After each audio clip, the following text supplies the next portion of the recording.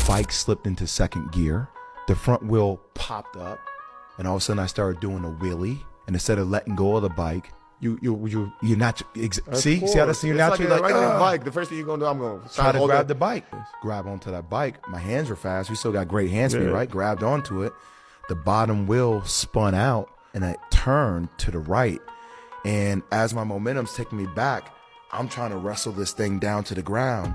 And I'm looking at the speedometer. I'm like, oh my God, I'm going 70 miles an hour. And I look up and right into a utility pole, clips the whole left side of my body. They said I was bleeding internally, that it ain't do surgery ASAP or I could pass away. And it was like my whole life, like all these things, like being on a billboard, going on I-90, starts going through your mind where it's like, yo, what, for this? It's one of the realest moments of my life because that's the day my life really started. Man, we need to discuss the matter involving JWill and Warren Sapp.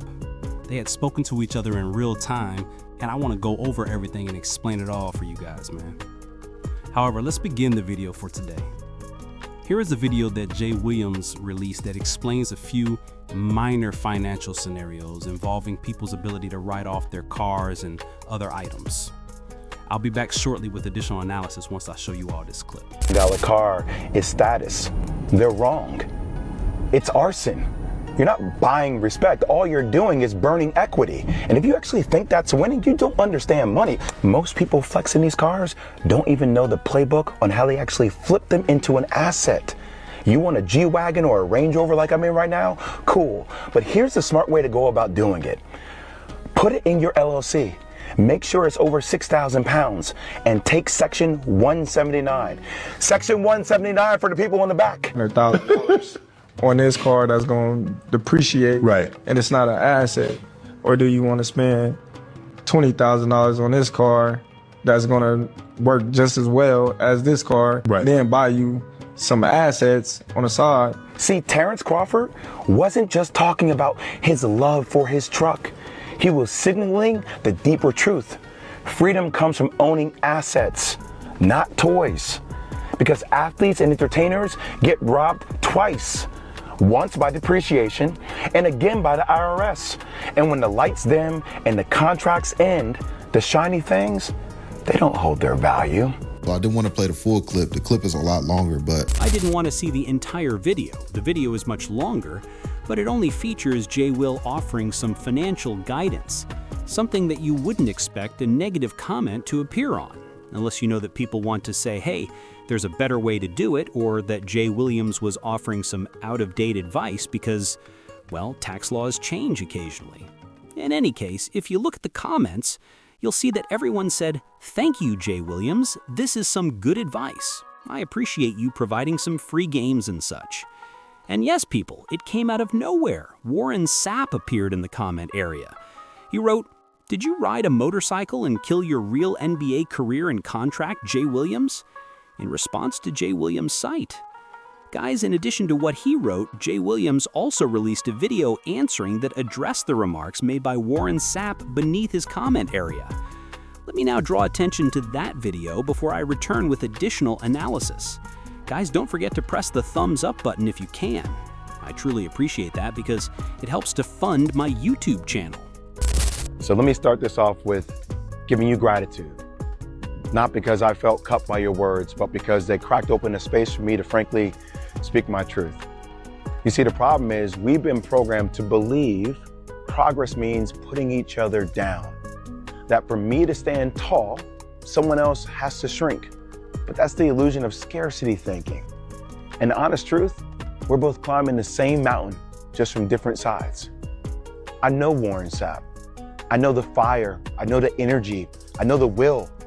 He's lived battles, and I've lived mine. And when I look at him, I don't see an enemy. I see a reflection. Different scars, same struggle. So here's mine. I've been putting in the hours since I was 21 years old. Not on the court, but in boardrooms, in negotiations, and in the business trenches where mistakes are expensive and lessons are fucking brutal.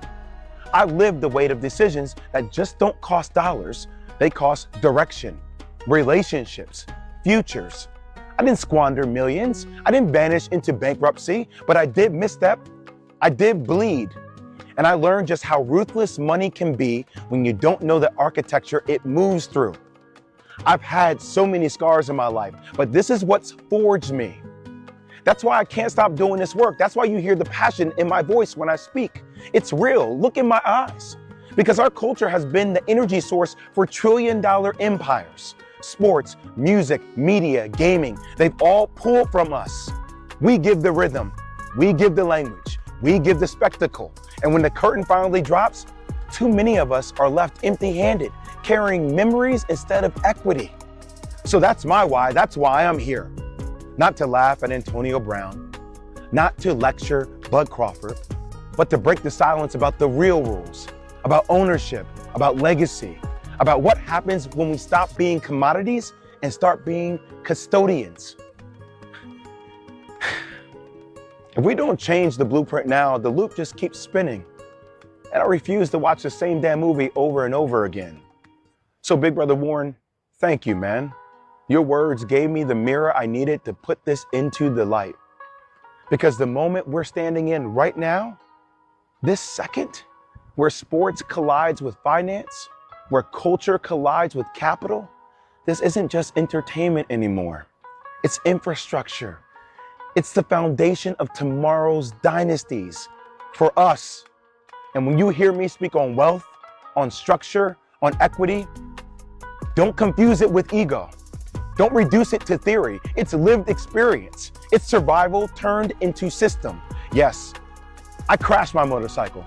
Yes, my NBA career ended too soon. And yes, I lost more than I ever thought I could, only to claw my ass back with sharper eyes and heavier resolve. But understand this, I'm done with our people being the product. I'm done with applause being the only payment. It's time we become the architects, the owners, the builders. And every scar I wear, that's not a weakness. That's my credential. That's my fucking why. Jay Williams responded to Warren Sapp's remarks with that video, dude. Indeed, dude. He kept it civil, you know?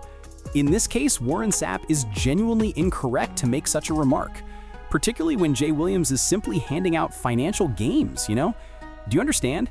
Jay Williams wasn't acting maliciously at all. It wasn't as though he was criticizing a player, discussing Warren Sapp, or anything similar. He avoided trampling on Warren Sapp's toes. He didn't delve into Warren Sapp's business or anything personal like that. Therefore, it's just insane that Warren Sapp would make such a comment. Furthermore, there is no explanation. I'm not sure if he's only envious that Jay Williams is offering financial guidance. Strangely, someone would post a comment like that on Jay Williams' accident that ended his career, don't you think? It's simply strange that someone would bring something up in such a comment section, you know? Well, dude, I applaud Jay Williams for taking advantage of his position to accomplish that, dude. But folks, that concludes today's video. Hit the like button if you have stayed this far. Remember to click the subscribe button as well. I'll see you all at the next one. Guys, we're out. Calm.